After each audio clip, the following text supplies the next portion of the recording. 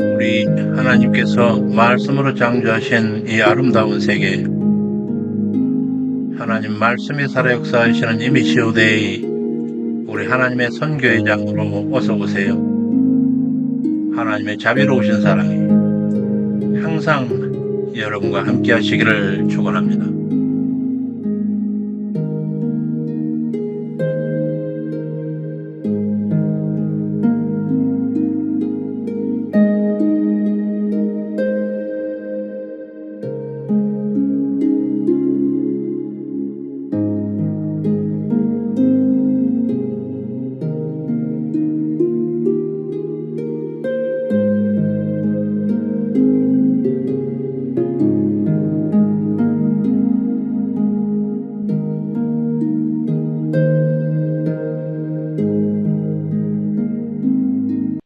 어서 오세요. 카페 보겠는 자유입니다. 왼편 카테고리에서 제3편 제사장의 출발, 제2장 왕정 전환시대, 제1절 사사 엘리와 사무엘, 사사시대 말미 연약한 사사 엘리 시대의 생활상과 마지막 사사가 될 사무엘이 준비되는 과정의 역사입니다. 오늘은 166번째로 사사시대 13번째 강요, 총 76번째 강요가 되겠습니다. 제 교재로서는 구약 충권 124에 136쪽, 성경 본문 사무엘상 1장 1절에서 2장 36절 내용입니다.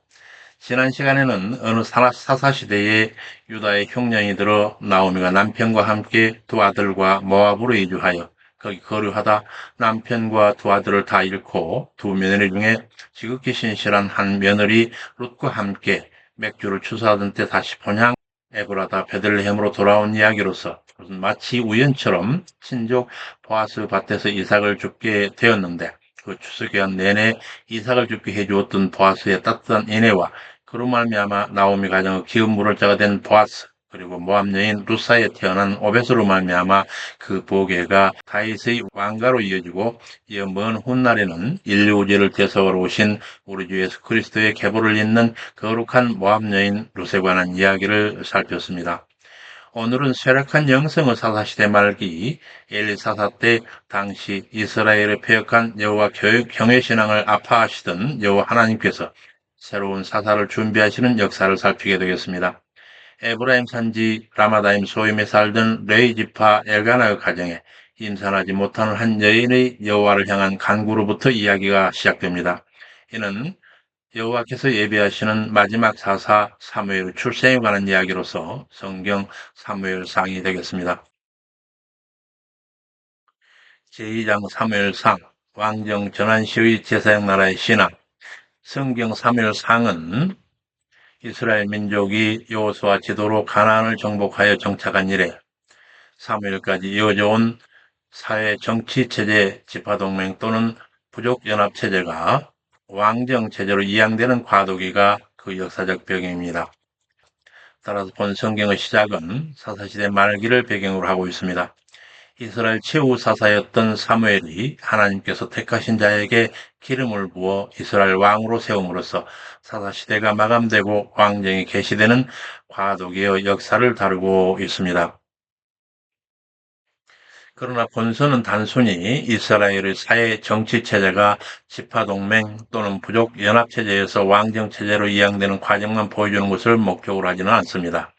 곧 사무엘을 끝으로 모세, 여호수아 시대는 물론 사사시대까지 계속 유지되어 온 신정체제가 이제 외형적으로는 왕정체제로 바뀌지만 그 과정에서 하나님께서 이스라엘의 마지막 사사인 사무엘을 통해 주권적으로 이스라엘 왕을 택하시고 또 당신의 뜻에 대한 순종을 기준으로 왕을 폐하거나 세우심으로써 이스라엘에 대한 하나님의 통치, 곧 신정과 그로 말미암아 이스라엘의 선민으로서의 정통성은 계속 유지됨을 보여주고 있습니다.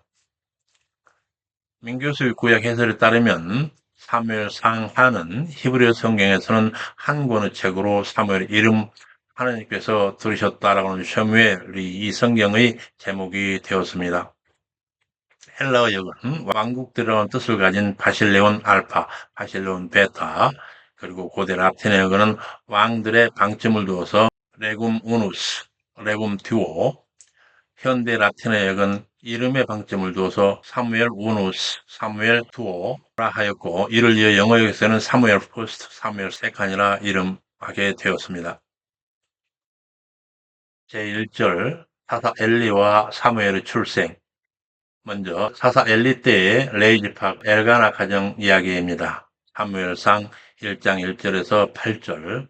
에브라임 산지 라마다임 소빔에 에브라임 사람 엘가나가 있더니 여로함의 아들이요 엘리우의 손자요 도의 증손이요 수베 현손이더라.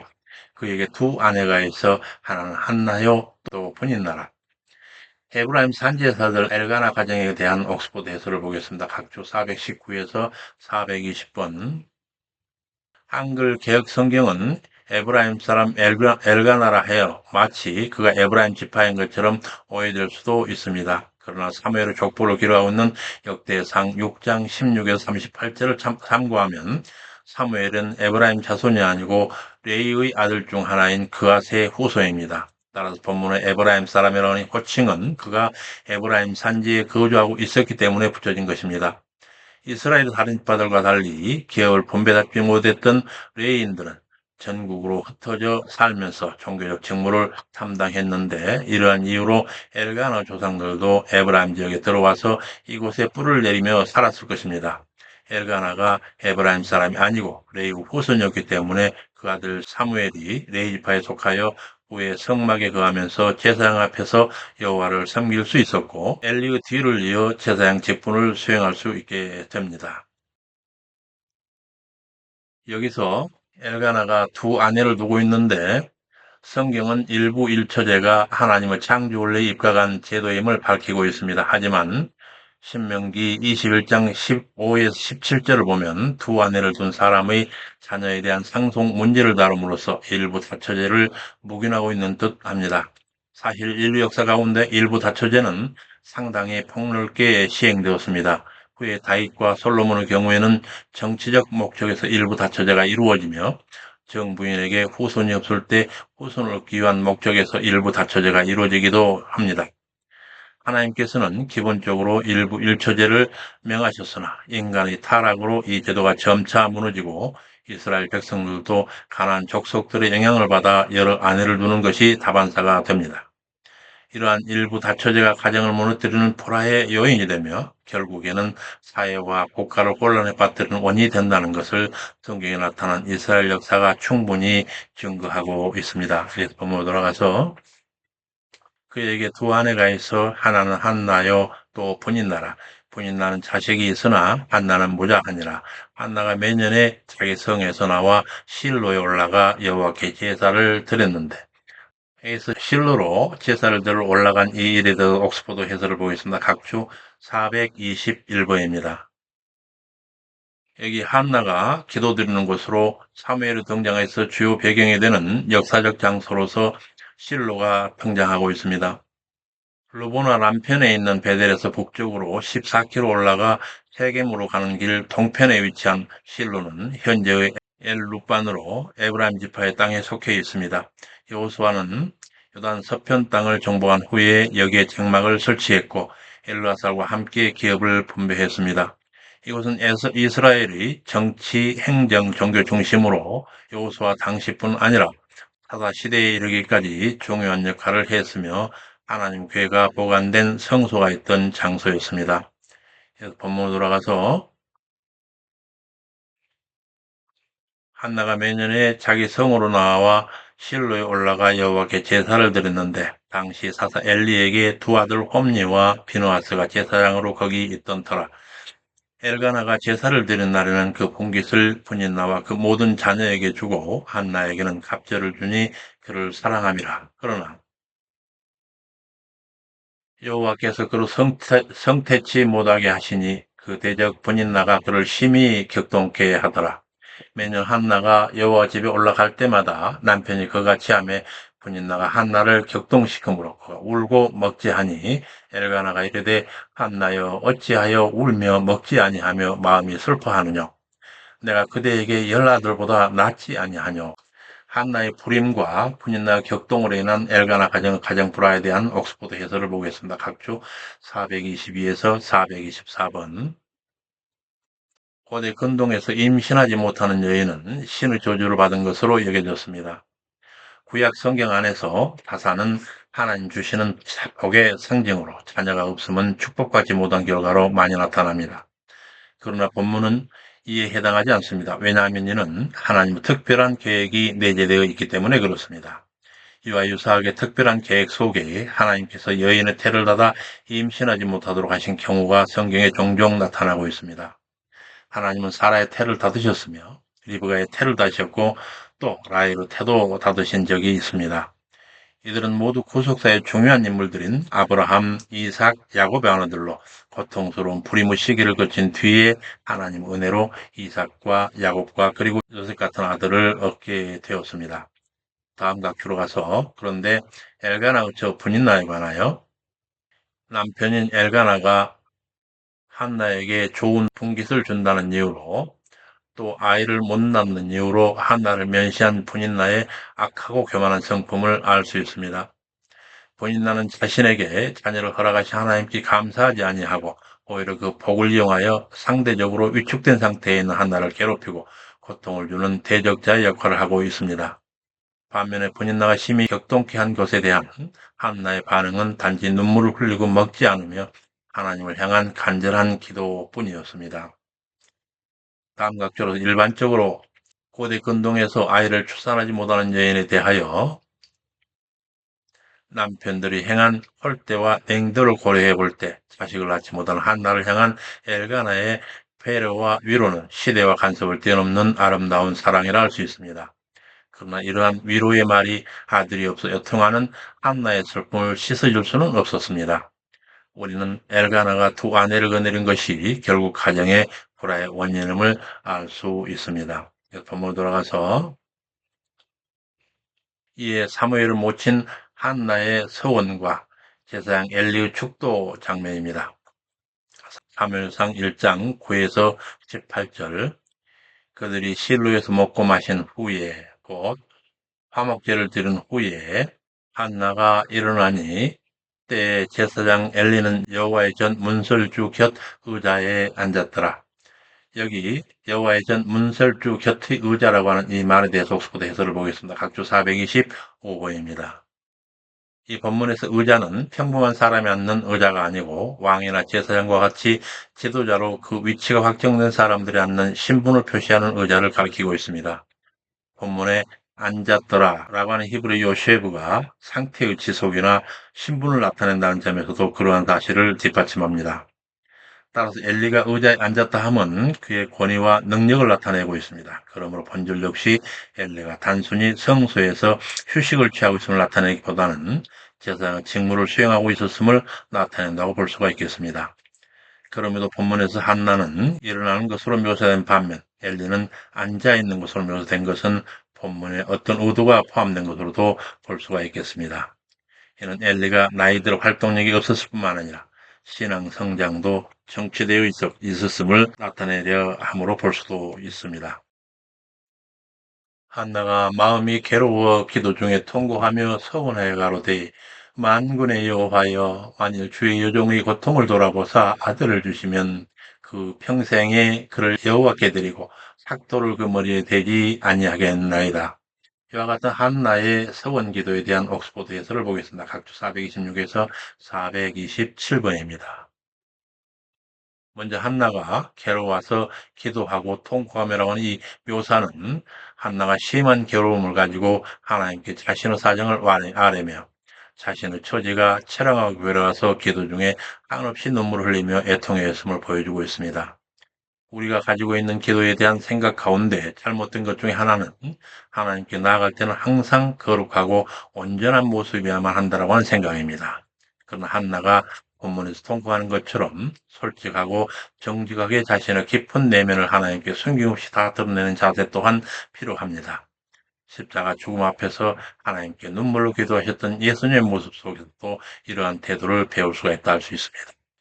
다음 각주로 가서 한나는 매우 고통이 심했으나 거기에 머물지 아니하고 그 고통의 깊이만큼 간절한 소원으로 하나님께 나아가는 성숙한 신앙을 가졌다는 사실을 강조하고 있습니다. 신앙의 체험은 고난을 깊이에 비례하는 경우가 많습니다. 이런 사실은 고통의 자리에서 하나님께 나아가 간절한 마음으로 기도했던 바울의 모습 속에서도 확인됩니다.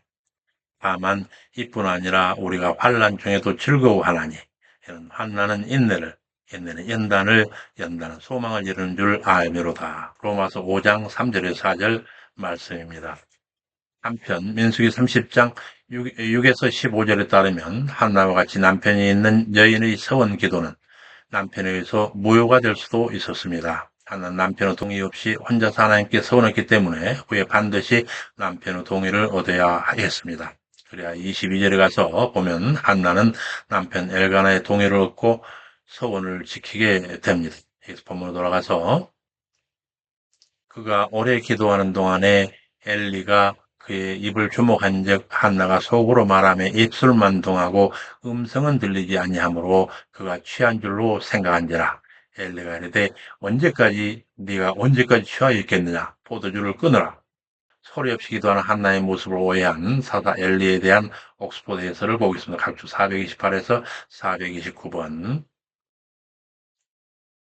엘리는 한나가 기도하는 오랜 시간 동안 한나에게 지속적인 관심을 집중하고 있었던 것을 알 수 있습니다.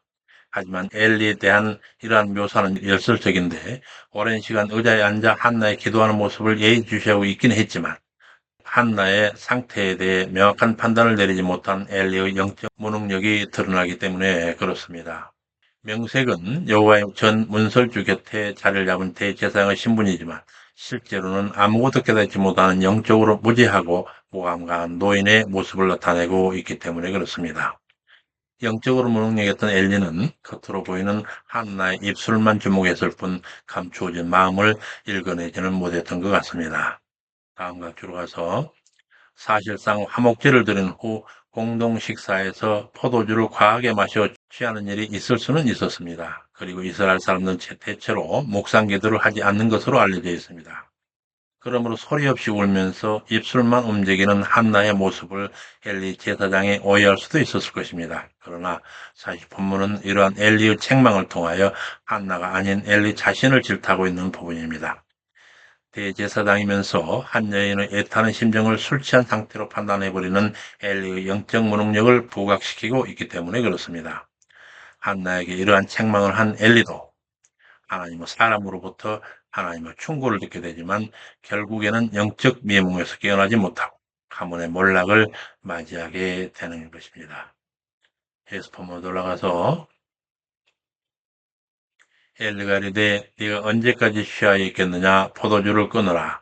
한나가 대답하되 주여 그렇지 아니하니이다. 마음이 슬픈 여자로 여호와 앞에 나의 심정을 토한 것뿐이오니 악한 여자로 여기지 마옵소서.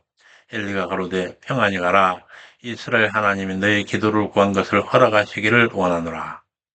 제사장 엘리 오해에 대한 한나의 진솔한 답변과 대제사장 엘리가 백성을 대하는 통상적인 이 축복에 대해서 옥스포드 해설을 보겠습니다. 각주 430에서 431번.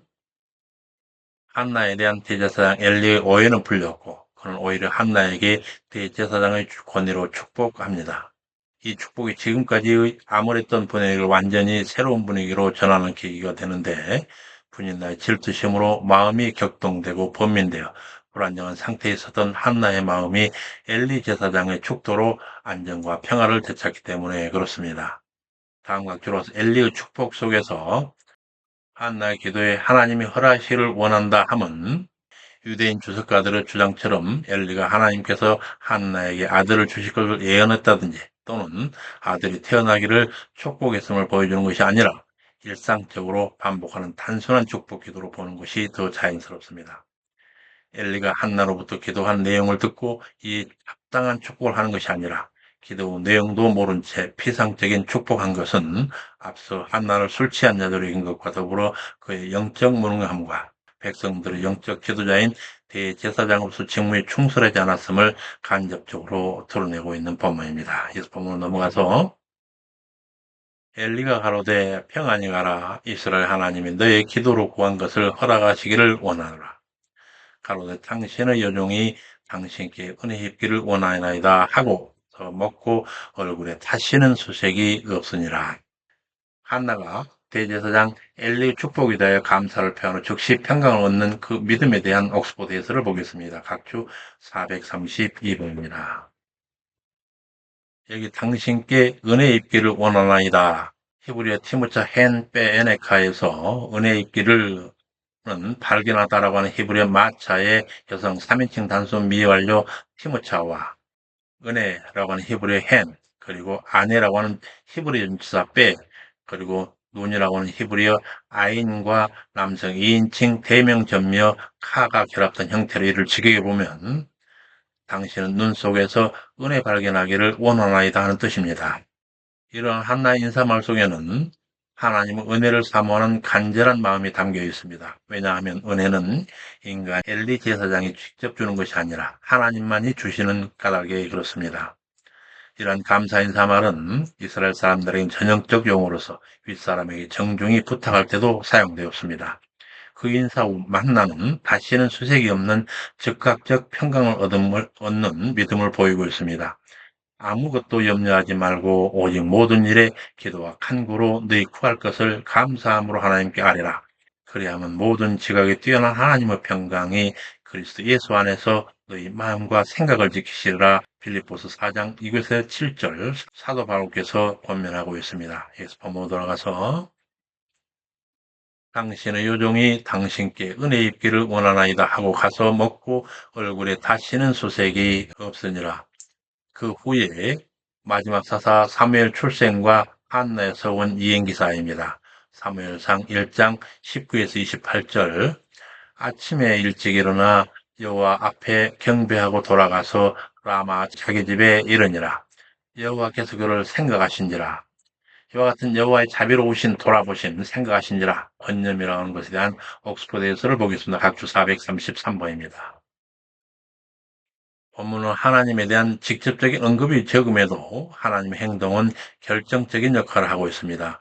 한나의 불행과 절망 가운데는 성태를 막으시는 하나님의 역사가 있었고, 한나의 행복과 희망 가운데는 잉태케 하시는 하나님의 은혜로운 역사도 있었습니다.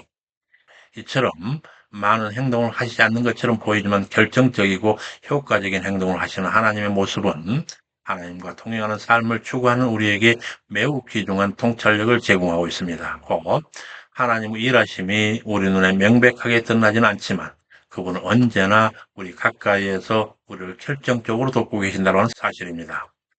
그렇기 때문에 우리는 하나님을 믿음의 눈으로 바라보면서 그분을 깊이 신뢰하고 그분의 뜻을 추구하는 삶을 살아야 할 것입니다.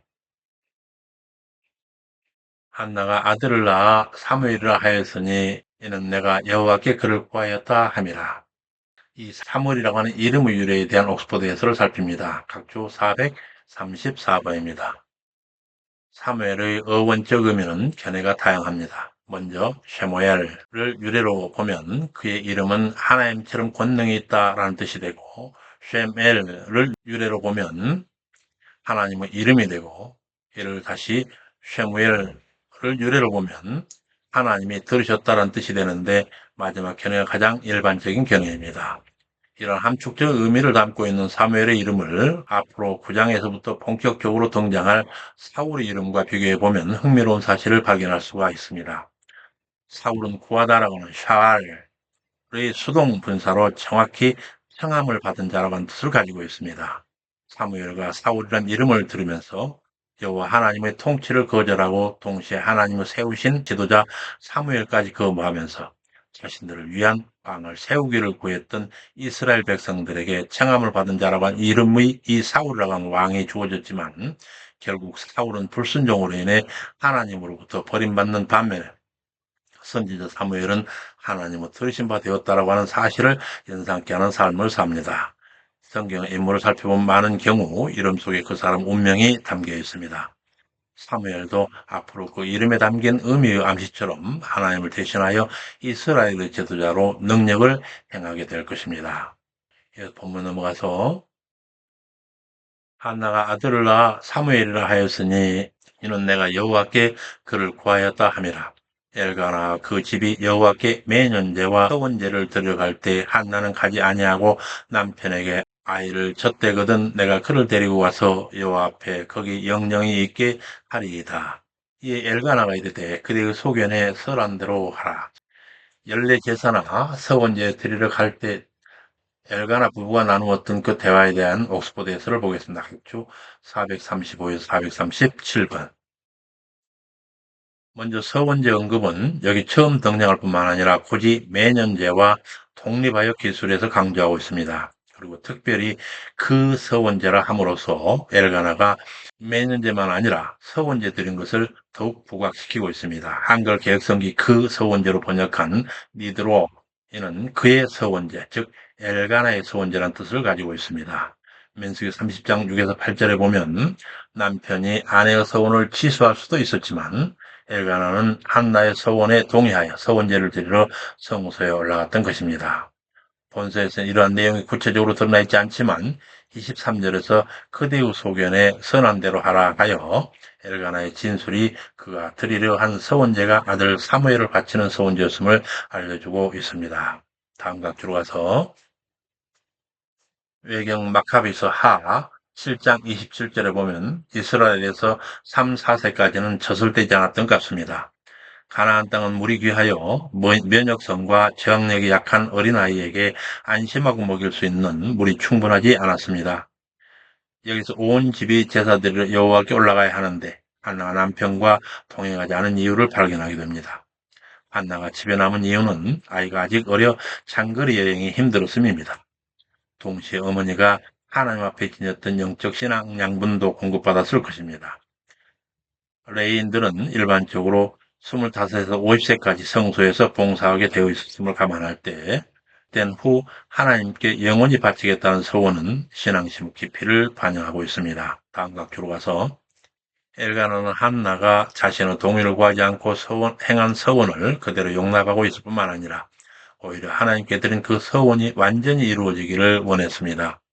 엘가나가 자신에게 있는 두 부인 중에 한나를 무자함에도 불구하고 깊이 사랑했던 걸 생각할 때 한나를 통해 얻은 첫 아이를 영원히 하나님께 드린다는 결정이 쉽지는 않았을 것입니다. 그럼에도 한나가 하나님께 자의적으로 행한 서원을 무효하지 아니하고 인정함을 볼 때 엘가나는 한나를 존중히 여겼으며 하나님에게 한 서원은 반드시 지켜야 한다라고 하는 성숙한 신앙의 소유였다는 사실을 깨닫게 됩니다. 실로 사무엘은 모험적 신앙을 가진 양친 사이에 태어났다 할 수 있습니다. 오직 여호와께서 이루시기를 원하노라. 젖을 뗀 후 그를 데리고 올라갈 새 수소 셋과 가루 한 에바와 포도주 한 가죽 부대를 가지고 실로 여호와의 집에 나아갔는데 아이가 어리더라. 엘리에게 한나가 가로되 나의 주여 당신의 사심으로 맹세하나이다. 나는 여기서 당신 곁에 서서 여호와께 기도하던 여자라. 이 아이를 위하여 기도하였더니 여호와께서 기도한 바를 허락하신지라 나도 그를 여호와께 드리되 평생을 여호와께 드리나이다 하고 이 아이는 여호와께 경배하니라. 여기 한나가 이 서원제를 위하여 예비한 예물에 대하여 옥스포드의 해설을 보겠습니다. 각주 438번입니다. 민수기 15장 1의 10절은 서원제로 드려야 할 예물의 양을 언급하고 있는데 수송아지 하나의 소재로는 가루 10분의 3에바 대략 6.6리터, 전제로는 포도주 2분의 1흰 대략 1.8리터를 드리도록 되어 있는데 한나가 드린 양은 율법이 규정하고 있는 분량의 대략 3배가량 됩니다. 따라서 한나는 소 3마리와 거기에 준하는 양의 소재와 전제를 가지고 서원제를 드리러 실로에 올라갔던 것으로 보는 것이 자연스럽습니다. 아마도 엘가나와 한나는 3마리 수소 중 1마리는 서원 제물로 나머지는 감사 제물을 드렸던 것입니다. 이는 한나가 하나님께 대하여 가지고 있는 풍성한 감사의 마음을 엿볼 수 있게 합니다. 3년가량 아이를 품에 키웠기 때문에 정과 사랑이 더욱 간절했을 텐데도 자신이 하나님께 한 서원을 잊지 않고 지킨 한나의 신앙이 돋보입니다. 이런 한나의 하나님을 향한 신실한 신앙은 후에 아들 셋과 딸 둘을 더 얻는 결과를 얻게 됩니다. 본문 넘어가서 이어서 사무엘을 봉헌하던 한나의 찬양을 볼 수 있습니다. 사무엘상 2장 1에서 11절. 한나가 기도하되 내 마음이 여호와를 인하여 즐거워하며 내 뿔이 여호와를 인하여 높아졌으며 내 입이 내 원수들을 향하여 크게 열렸으니 이는 주의 구원을 인하여 기뻐함이니이다. 여호와 같이 거룩하신 이가 없으시니 주밖에 다른 이가 없고 하나님 같은 반석도 없으심이니이다. 오만한 말을 입에 대지 말지어다. 여호와는 지식의 하나님이시라 행동을 달아보시느니라.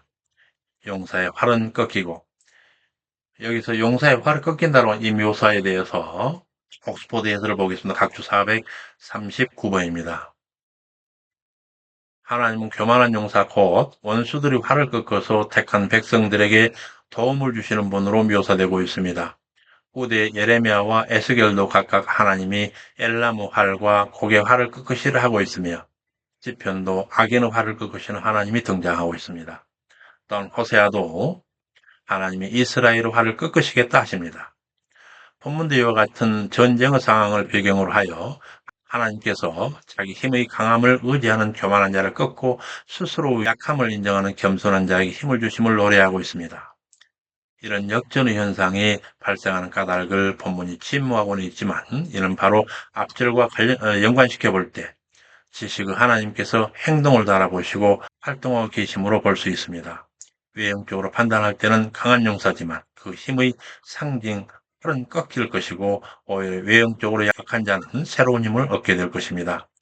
결국 본문은 인간이 소유하고 있는 외적인 힘은 큰 의미가 없으며 하나님의 활동만이 더 큰 가치를 지닌다고 하는 말씀입니다. 본문 넘어가서 오만한 말을 입에 내지 말지어다. 여호와는 지식의 하나님이시라 행동을 따라 보시느니라.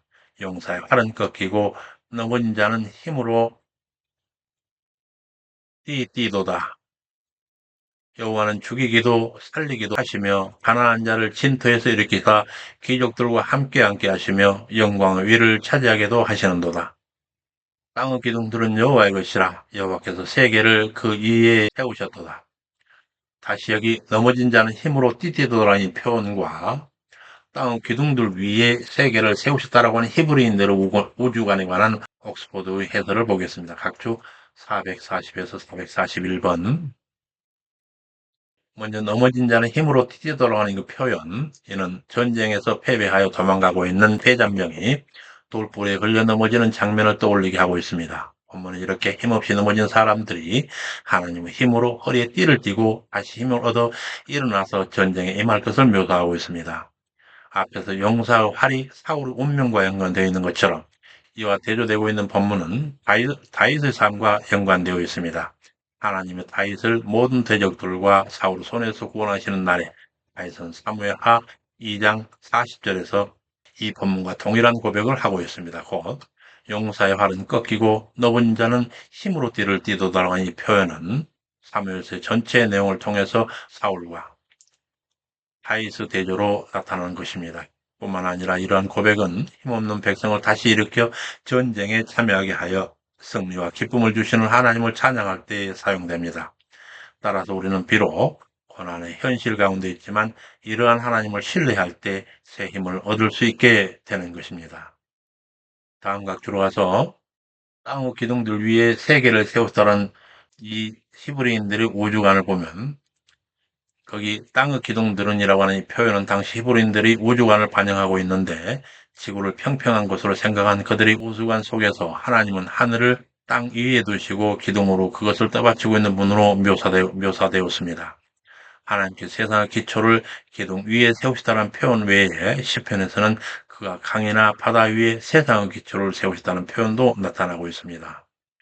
본문 넘어가서 땅의 기둥들은 여호와의 것이라. 여호와께서 세계를 그 위에 세우셨도다. 그가 거룩한 자들의 발을 지키실 것이요 악인으로 흑암 중에 잠잠케 하시리니 힘으로는 이길 사람이 없음이로다. 여호와를 대적하는 자는 산산이 깨어질 것이라. 여호와께서 땅 끝까지 심판을 베푸시고 왕에게 힘을 주시며 기름 부음을 받은 자의 불을 높이시리로다. 엘가나는 라마의 차기 집으로 돌아가고 그 아이는 제사장 엘리 앞에서 여호와를 섬기니라. 이는 옥스포드 해설을 보겠습니다. 각주 442번입니다. 엘가나는 한나와 함께 집 라마로 돌아가고 어린 사무엘은 실로에 남아 여호와를 섬기게 되었습니다.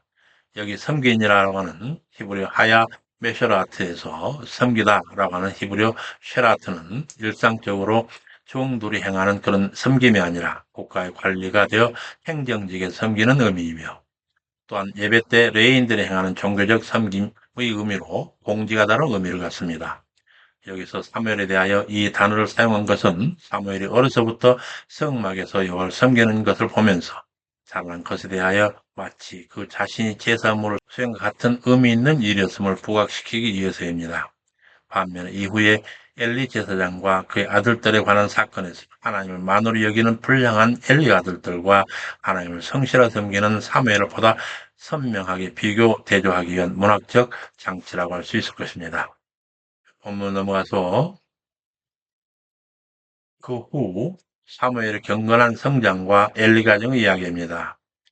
엘리 아들들과 경건한 사무엘, 사무엘상 2장 12에서 26절. 엘리 아들들 그들은 불량자라 여호와를 알지 아니하더라. 그 제사장들의 백성에 행하는 습관은 아무 사람이 제사를 드리고 고기를 삶을 때 그들 사환이 해살 갈고리를 남비나 솥에나 가마에 찔러 넣어 걸려 나오는 것은 제사장이 자기 것으로 취하였고, 기름을 태우기 전에도 제사장 사환이 와서 제사 드린 사람에게 제사장에게 구워드릴 고기를 내라, 그가 날 것을 원하신다 하되, 그 사람이 이르기를 반드시 먼저 기름을 태운 후에 네 마음에 원하는 대로 취하라 하면 말하기를 아니라 지금 내게 내라, 그렇지 아니하면 억지로 뺏으리라 하였으니.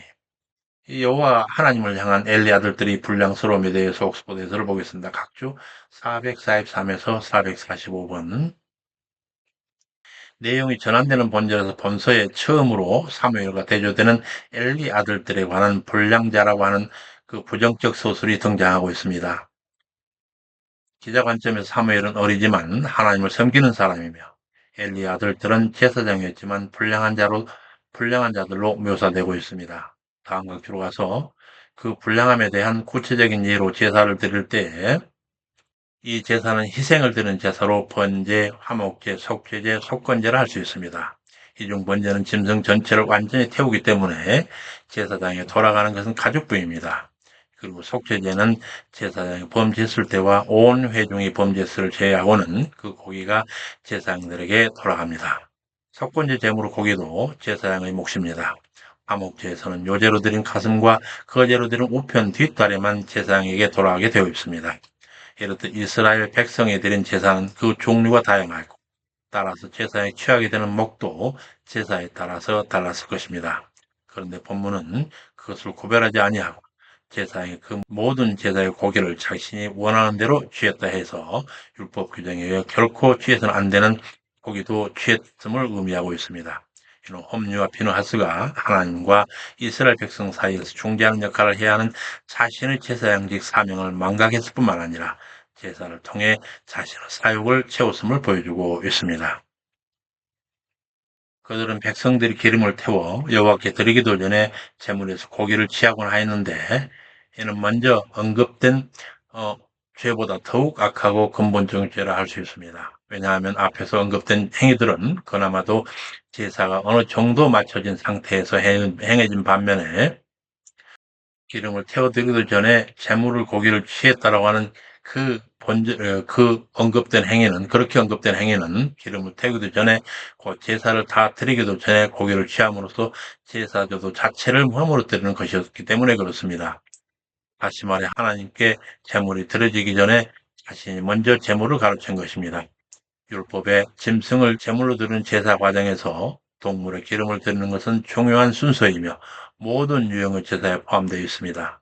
그리고 이 내장에 덮인 모든 기름을 드리는 것은 하나님께 도달되는 향기로운 냄새로서 화제입니다. 따라서 기름이 태워짐으로써 하나님께 향기로운 화제가 되기도 전에 고기를 취한 것은 제사의 근본을 파기한 패역한 행위와 같은 것입니다. 여기서 본문 넘어가서 그 사람이 이르기를 반드시 먼저 기름을 태운 후에 네 마음에 원하는 대로 취하라 하면 말하기를 아니라 지금 내게 내라. 그렇지 아니하면 억지로 뺏으리라 하였으니 이 소년들의 죄가 여호와 앞에 심히 크면 여호와의 제사를 멸시함이었더라.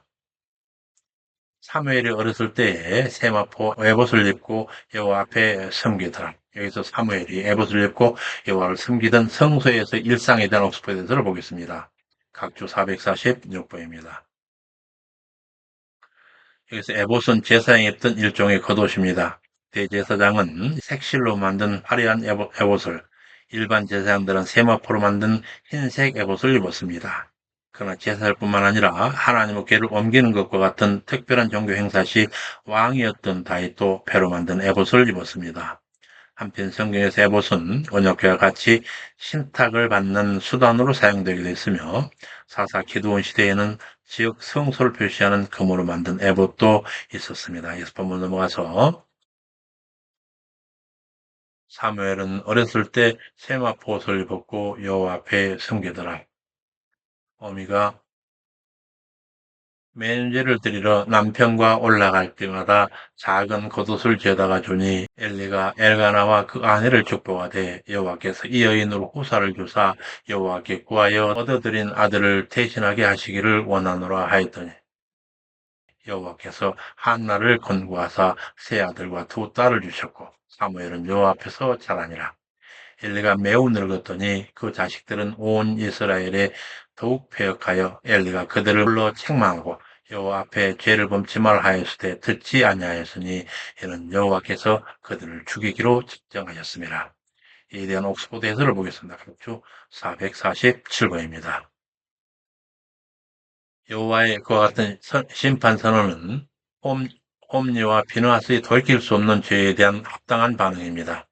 징계는 하나님의 공의와 관련된 것으로 하나님의 주권 선언입니다. 이는 하나님의 선하심을 악용하여 반복적인 죄를 정당화함에 대한 경고입니다. 이르시되 육체의 일은 현저하니 곧 음행과 더러운 것과 호색과 우상숭배와 술수와 원수를 맺는 것과 분쟁과 시기와 분냄과 방 짓는 것과 불리함과 이단과 투기와 술취함과 방탕함과 또 그와 같은 것이라. 전에 너희에게 경계한 것 같이 경계하노니 이런 일을 하는 자들은 하나님의 나라를 유업으로 받지 못할 것이요. 갈라디아서 5장 19에서 21절 말씀으로 바울 사도가 권면하고 있습니다. 본문으로 돌아가서 사무엘이 점점 자라매 여호와와 사람들에게 은총을 더 받더라. 그리하여 새로운 제사장 가문이 출현합니다. 엘리 가문에 대한 하나님의 사람의 책망과 멸망이 예언됩니다. 사무엘상 2장 27에 36절 하나님의 사람이 엘리에게 와서 이르되 여호와께서 너희 조상 집이 애굽 바로의 집에 속하였을 때 내가 그들에게 나타나지 아니하였느냐. 이스라엘 모든 지파 중에서 내가 그를 택하여 나 제사장을 삼아 내 단에 올라 분양하며 내 앞에서 에봇을 입게 하지 아니하였느냐.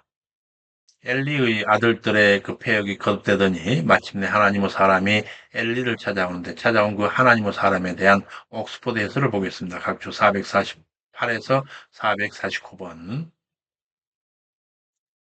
먼저 여기 하나님의 사람은 성경에 70회 정도 등장하는데 이는 하나님께 속한 사람, 하나님을 대신하는 사람 또는 하나님 위한 사람 등을 의미하는 관용어로 사용됩니다.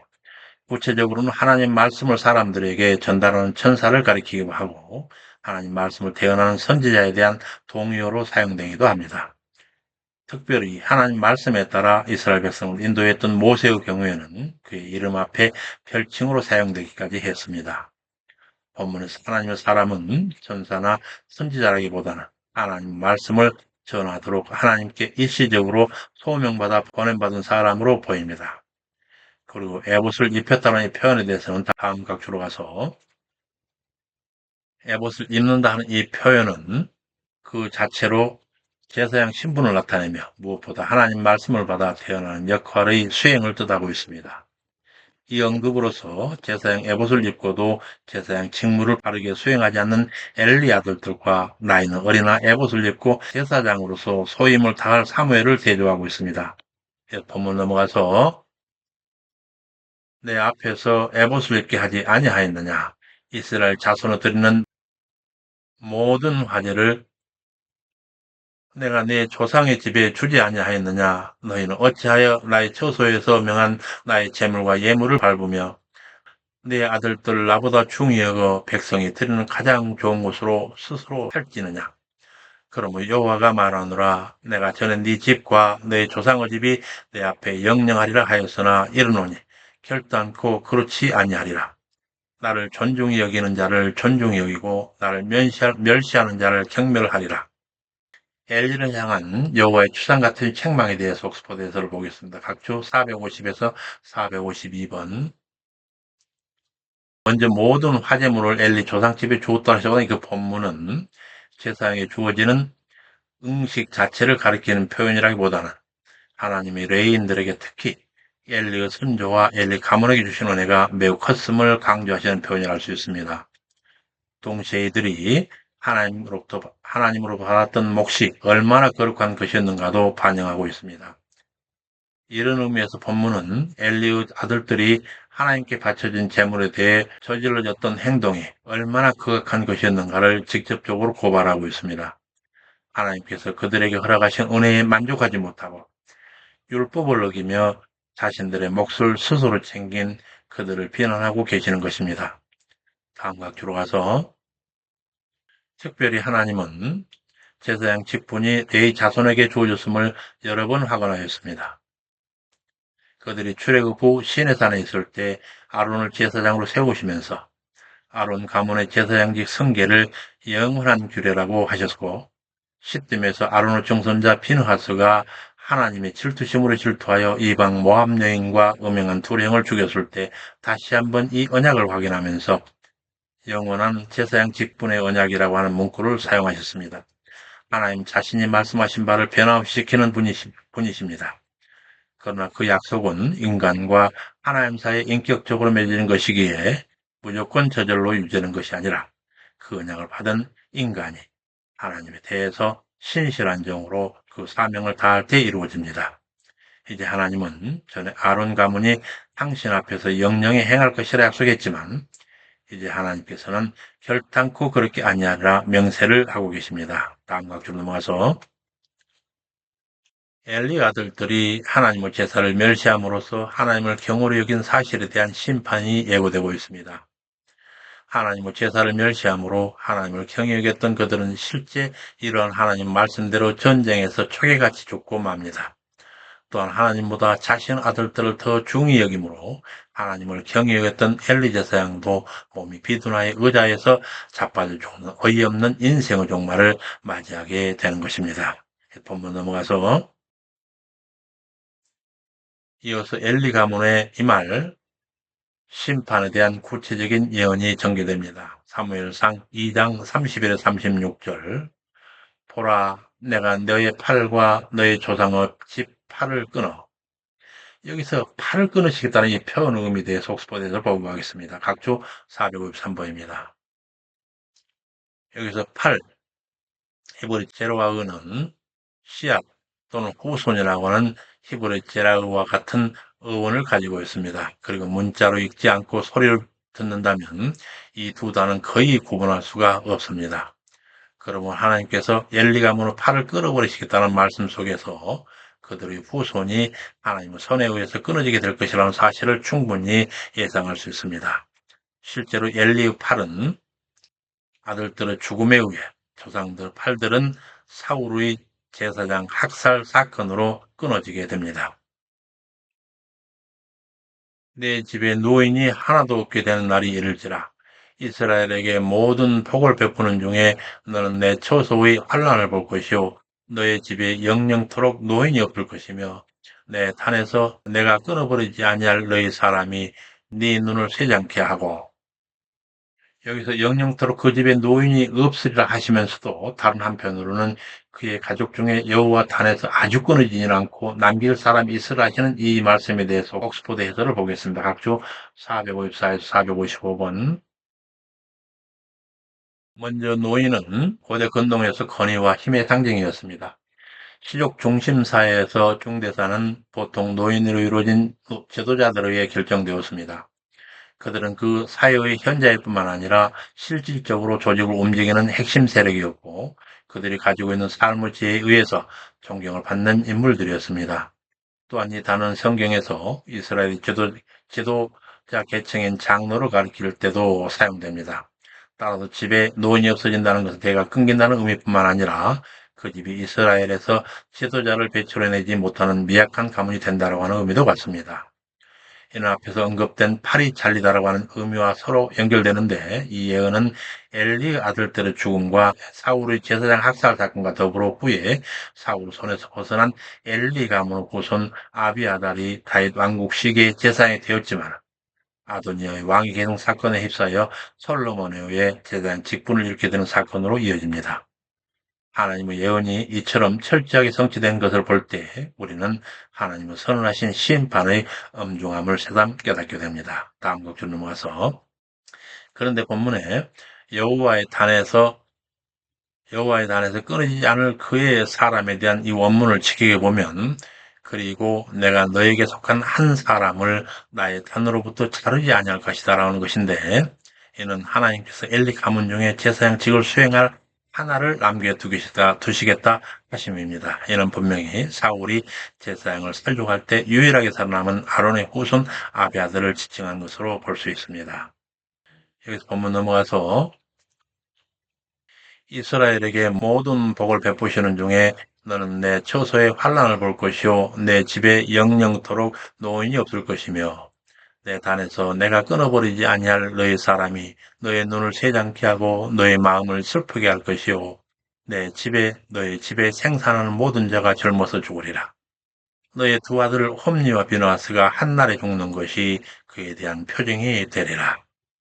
이와 같이 엘리 가문에 내려질 지극히 비극적인 여호와의 징벌로서 먼저 엘리의 눈이 쇠잔케 되고 그의 두 아들이 한날 동시에 죽는 죽음이 장차 그 가문에 이루어질 비극 표징이라 함에 대하여 옥스포드 해설을 보겠습니다. 각주 456에서 457번. 눈이 쇠잔케 된다라고 하는 곧 눈물을 너무 많이 흘러 실명할 정도가 된다는 이런 표현은 극한 슬픔을 나타내고 있습니다. 한편 언약에 신실하지 못했을 때 하나님이 내리시는 저주를 선언하고 있는 율법에도 이 내용이 포함되어 있습니다. 따라서 본문은 하나님의 율법의 저주가 언약에 신실하지 못한 엘리 가정에 임하게 될 것을 예언한 것입니다. 엘리 가문에 대한 하나님의 심판 예언은 제사장이라고 하는 직위가 가지고 있는 중요한 위치 때문에 더욱 철저하게 반복적으로 선언되고 있는 것입니다. 이를 통해서 하나님으로부터 많은 특권과 귀중한 소명을 받은 사람은 그것을 자신의 자랑과 만족을 위해 사용해서는 안 되고 더 많은 노력으로 하나님의 뜻을 이루어야 함을 깨닫게 되는 것입니다. 이르시되 알지 못하고 맞을 일을 행한 종은 적게 맞으리라. 무릇 많이 받은 자에게는 많이 찾을 것이요 많이 맡은 자에게는 많이 달라 할 것이니라. 누가복음 12장 48절에서 우리 주님 이르신 말씀입니다. 또한 여기서 이 예언을 듣고 점점 눈이 어두워지는 엘리의 모습을 발견하게 되며 저물어가는 엘리 가문의 비극적 운명을 보게 됩니다. 다음 각주로 가서, 엘리의 아들들이 한날에 죽는 사건이 하나님의 사람이 지금까지 선포한 징벌의 예언이 모두 성취될 것을 보여주는 증거가 된다는 것인데, 실제로 엘리의 두 아들들은 블레셋과의 아벡 전투에서 한날의 죽음을 당합니다. 그리고 엘리 아들들이 그렇게 죽는 사건으로 시작으로 해서 이 예언대로 엘리 가문은 급격히 몰락하기 시작합니다. 예수 본문으로 넘어가서, 네 두 아들들 옴니와 비느하스가 한날에 죽는 것이 그에 대한 표징이 되리라 하시며, 내가 충실한 제사장을 일으키리니 그는 내 마음 내 뜻대로 행할 것이라. 내가 그를 위하여 견고한 집을 세우리니 그가 나의 기름 부음 받은 자 앞에서 영구히 행하리라.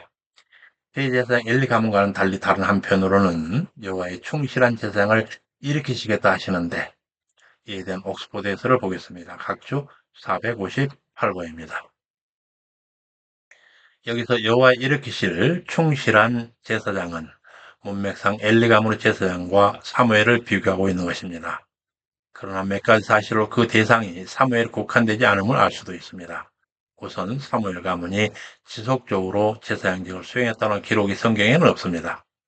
사무엘 아들들은 제사장으로 불리지 않고 사사로 불립니다.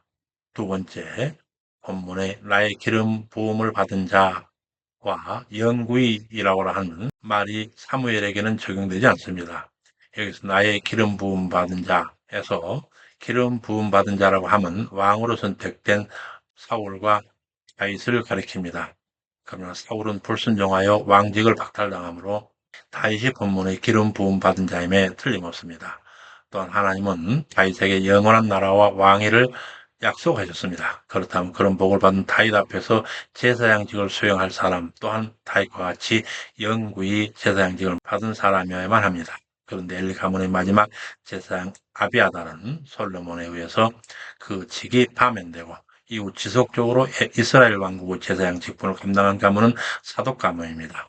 따라서 이런 사실을 종합해 볼 때 본문의 충실한 제사장은 사무엘을 넘어서는 사독에 대한 예언이며 또한 궁극적으로는 본문이 예수 그리스도에게서 완성될 것으로 이해됩니다. 왜냐하면 영원한 왕직은 혈통적인 다윗으로 완성되지 아니하고 예수 그리스도로 이어지는 영원한 다윗 계열의 왕직을 의미하며 영원한 제사장직도 예수 그리스도로 완성되는 까닭입니다.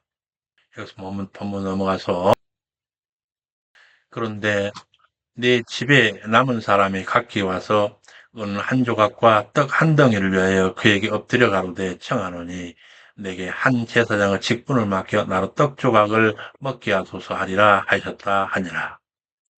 엘리우스는 처할 비극에 대한 옥스퍼드 해설입니다. 각주 459번. 엘리우스는 스스로 허기진 배를 채울 양식을 위해 제사장 직분을 구한다 함은 엘리가의 후손들의 비참함이 어떠할지를 간접적으로 보여주고 있습니다. 한 덩이에서 한 조각의 떡으로 축소되는 문학적 기법으로 엘리 후손이 떡 한 조각을 얻지 못해 그것을 구하게 될 정도의 비참한 상황에 처하게 될 것임을 실감나게 묘사하고 있습니다. 한편 제사장의 직분은 하나님을 섬기고 사람들과 하나님의 중재적 역할을 담당하는 거룩하고 존경받는 신분임에도 본문에 등장하는 제사장의 관심사는 자신의 육신적인 욕구를 채우고 있습니다. 그래서 그들은 하나님을 섬길 목적으로 제사장 직분을 구하는 것이 아니라 허기를 채우기 위해 구하고 있습니다. 이런 모습이 하나님의 제물 중에서 가장 좋은 기름진 것으로 배를 채우던 엘리 아들들 홈리와 비느하스 그리고 죽음을 피할 수 없을 정도로 비둔해진 엘리의 모습이 극단적으로 대조되고 있습니다. 이 예언은 엘리 후손은 빵 한 조각을 위해 제사장의 직분을 구하는 비참한 신사가 되리라고 하는 것입니다. 오늘날 하느님 앞에 구별된 제사장으로 세움받은 우리 신앙인들은 이를 교훈 삼아 예수님 말씀을 기억해야 할 것입니다. 이르시되 그러므로 염려하여 이르기를 무엇을 먹을까 무엇을 마실까 무엇을 입을까 하지 말라. 이런 다 이방인들이 구하는 것이라. 너희 천부께서 이 모든 것이 너희에게 있어야 할 줄 아시느니라. 너희는 먼저 그의 나라와 그의 의를 구하라. 그리하면 이 모든 것을 너희에게 더하리라. 마태복음 6장 31절 33절 주님의 명령입니다. 이렇게 해서 혼탁한 사사시대를 마무리하게 될 충실한 여호와의 종 사사 사무엘 출생 비사로부터 당시 여호와 앞에 경홀히 행하던 사사 엘리 가문의 총원에 대한 하나님의 구체적인 예언까지 살펴보았습니다. 다음 시간에는 여호와의 신실한 종 새로운 사사 사무엘이 세워지는 과정에서 이스라엘이 겪게 되는 일들을 살펴보게 될 것입니다. 수고 많으셨습니다. 우리 하나님의 자비로우신 사랑이 우리의 주 예수 그리스도의 제자된 여러분과 그 가정 구성은 각인의 영성 위에 항상 충만하시기를 간절히 축원합니다. 감사합니다. 샬롬.